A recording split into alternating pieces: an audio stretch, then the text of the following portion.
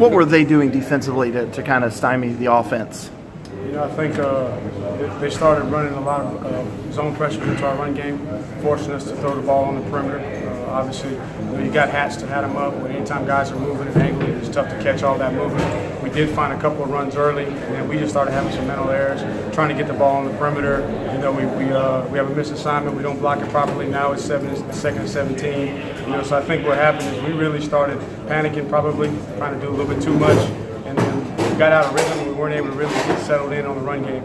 We were able to find some decent runs in the second half, but just, you know, once we started, you know, the self-inflicted wounds, you know, in the middle of the first half, we just didn't recover until the second half. I know you've already thought about it. Do you wish already that you maybe tried to run a little bit more, stuck with it a little bit more?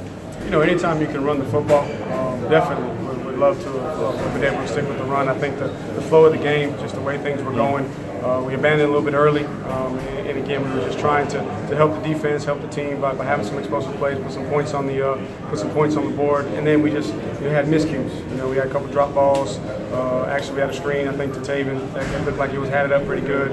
We had a big ball across the middle that Deion wasn't able to come down with, and so then in that situation, I think we started pressing in the first half, and we came out in the second half and had some good adjustments in the run game. But again, we still had a couple of miscues, and we weren't able to stay on the field. You know, disappointed with third down. I got to do a better job of making sure that I can put the guys in a position to be successful on third down. That's the worst we've been all season.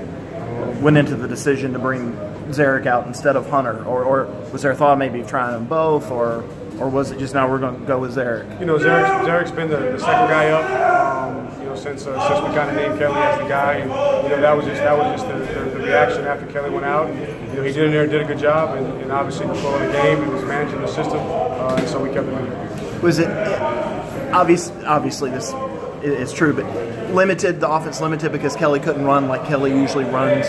You know, we were trying to move the pocket with him, and you can tell that he wasn't quite himself. I think there were a couple third downs that you know, if Kelly's ankle's not bothering him, he goes and gets those, and then we get into some shorter situations where we weren't able to convert. So obviously, anytime you have his ability to run, it definitely helps. But that's not going to be an excuse. You know, guy needs to pick up the load and carry him with his ankles. You know, Hunter made a couple of incredible catches, and of course Travis had the 50-yard touchdown run, no turnovers on offense. So any other positives you can take away from the game? No, that's probably the positive there. I know it was the worst third down. My backs got to do a little bit better in protection. There were a couple of times I know we gave up a sack on Travis, and there was a time I think Taven coming across gave up a little bit of pressure that forced Zarek to have to flush to the right, and they were able. He was going to have some running room, but they were able to catch him from behind and trip him up. So you know, the positives is no turnovers. We just got to go back to work and get better.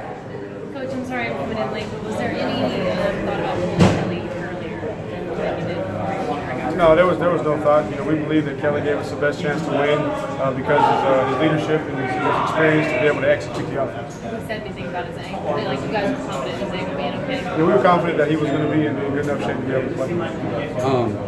Was there any reevaluation just from the way that Hunter played last Saturday against Wake Forest? He seemed to be like the more efficient quarterback in the game, but obviously listening to you in practice is a different story.